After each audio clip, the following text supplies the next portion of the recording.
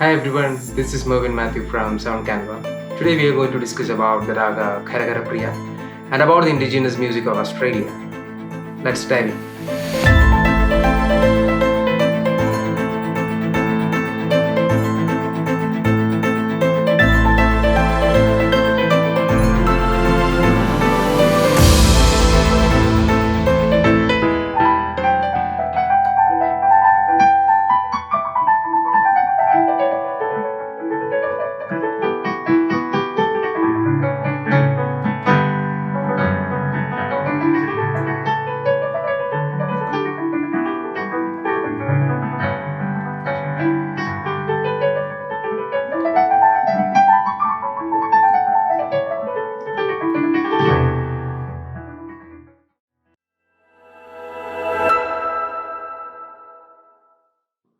So the raga which we are taking today is KHARAHARAPRIYA. It's one of the most beautiful ragas ever. It's my personal opinion, and I think that most of the musicians will agree with it.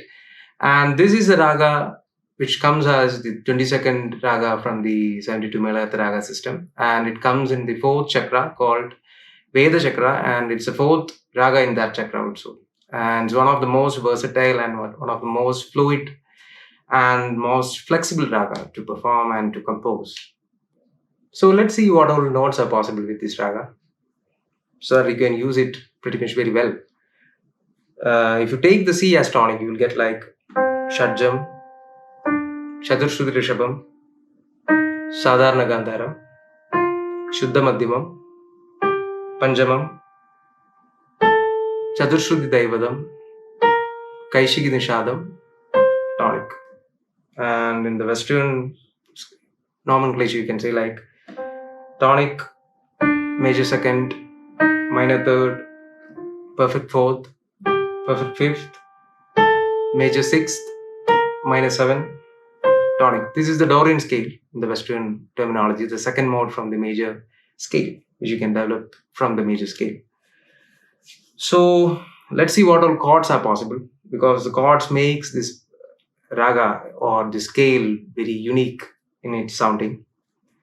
So you won't get the Phrygian triads, because in the earlier segments you almost for every ragas you get the Phrygian triads, but here it's not there when you go diatonically.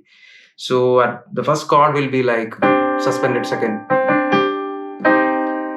minor C, minor C suspended second, C suspended fourth, D minor is there, if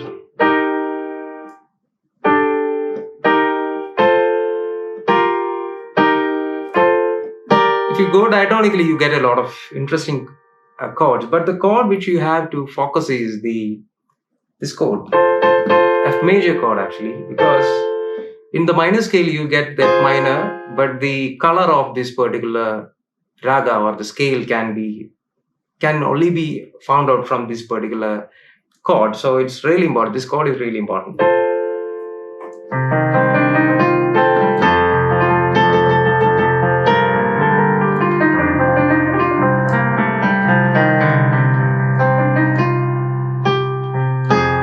This is the minor scale, so you get the F minor with that, but here you have to use F major.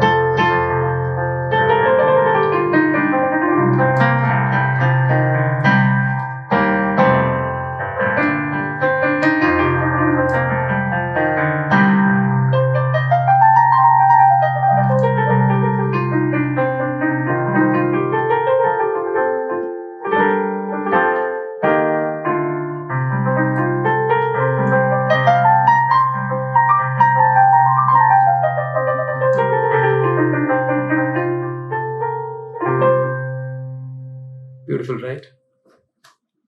So considering the popularity for this particular raga, you will understand one thing. It's one of the most popular and most lovable raga among the musicians and the listeners.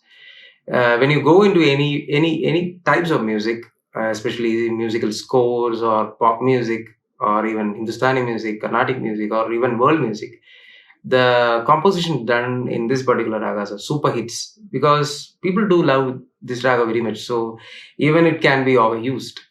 So if you are a musician, you can always rely on this particular raga for a super duper hit, Because when you consider the super hits from South Indian music, especially if you can take Tamil music, you can see a lot of great super hits are born from this raga. So it's pretty evident. So coming into the Jenny ragas, there are a lot of great popular Jenny ragas from this particular raga. Some of them are Ridi Kavla, Vrindavana Saranga, Kapi, Abogi, Aberi, Sri Ranjini. And when you consider this particular Raga list, you will understand that most of the songs composed from these Ragas are also super hits. So it is pretty beautiful raga and pretty flexible in every means. And it's one of the most brightest minor scale. That is also a great speciality for this raga. So all the aspects associated with the minor scales also can be done with this particular scale, but it has a brighter side to it. So the darker side of the minor will not be there, but still you can use this particular scale for that purpose also. So that makes it much flexible. So let's discuss some of the beautiful compositions in this particular raga. And here I am taking three different compositions from three great composers from India: Vidyasagar sir, Rahman, and Ilayaraja sir. So let's see.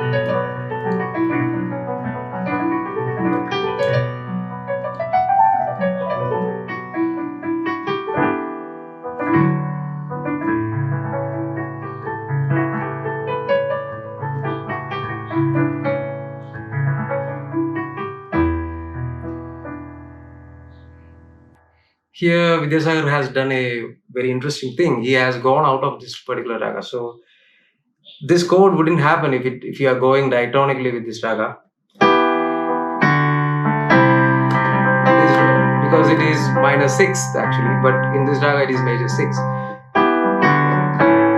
This will only happen, but he has gone out. So it adds a much more interesting color to this particular scale. So it's really interesting. This is a composition from Ilayaraja sir and it's one of the most popular Tamil songs. Let's listen.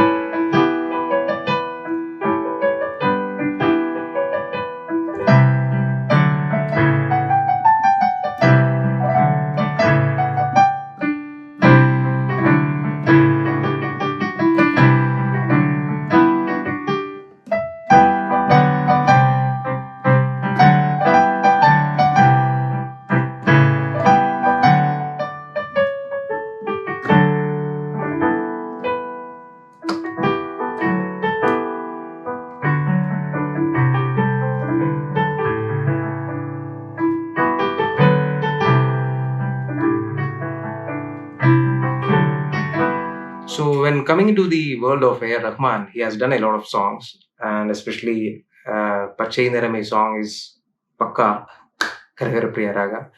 And then this Aromale is there. But right now I just remember about a different song. Just play it.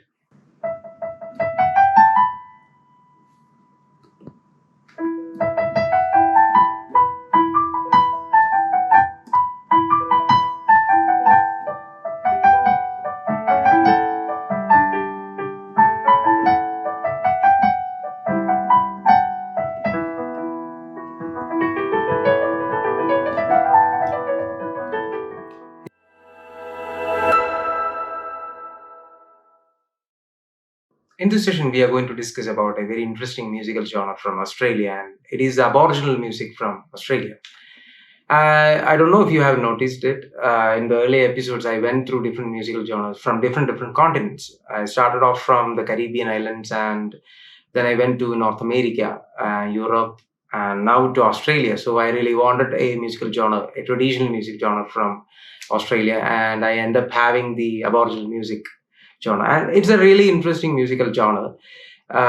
When you start hearing the music of the Aboriginal people of Australia, you'll understand that it doesn't have a very strong kind of melodic idea to it, or the harmonic basis is not that strong when you compare it with other musical cultures. But the main thing is you get to have a very spiritual kind of feeling, because the most musical instruments used in this particular musical genre evokes the feeling of spirituality, and the atmospheric nature also is there always. So when you listen to this music, you'll feel like you are part of nature, and you're hearing all the sounds from the nature, especially the growls from the inner forest, and all the stuff can be heard. So it is a really interesting kind of musical genre.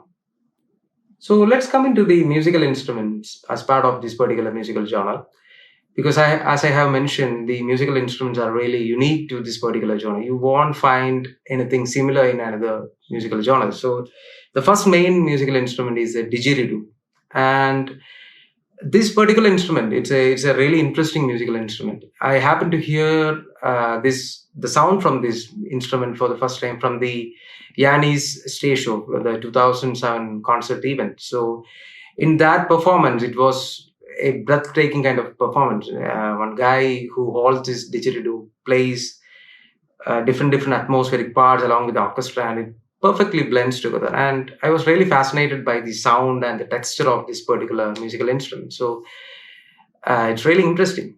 Didgeridoo is actually constructed from the eucalyptus tree, and the players who play with this instrument make their own musical instrument. So they usually cut the eucalyptus tree and remove the inner bark, and then it is seasoned to be played. And it is an aerophonic instrument, so the people usually keep the instrument out of their mouth and they just blow through it. And different interesting patterns, interesting atmospheric features, all those things can be made. I don't know whether it has a pitch or a harmonic side to it, but it can be blended along with a lot of musical instruments. So it has a wide possibility to it. And the other important musical instrument as part of this genre is the clapsticks. And these are actually sticks made for percussion purposes.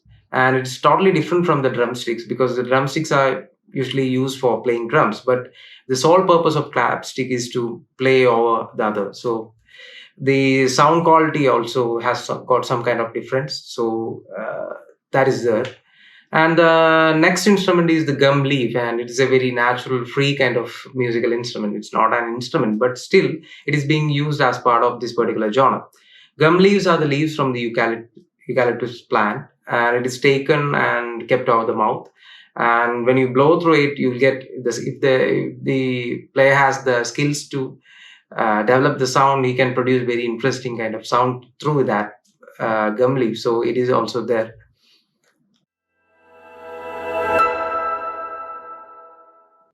As part of the improvisation segment, I have composed a track based on all these things, especially the Dorian style, Dorian mode I have used. Then the elements and all the textures and all the elements from the Aboriginal Australian music. So all the didgeridoo growls and all those stuffs are used, the sticks along with along with the claps and all those ethnic world percussion style. All those things are added. So this track is all about exploring nature, and this is what I felt about doing it. So let's listen to it.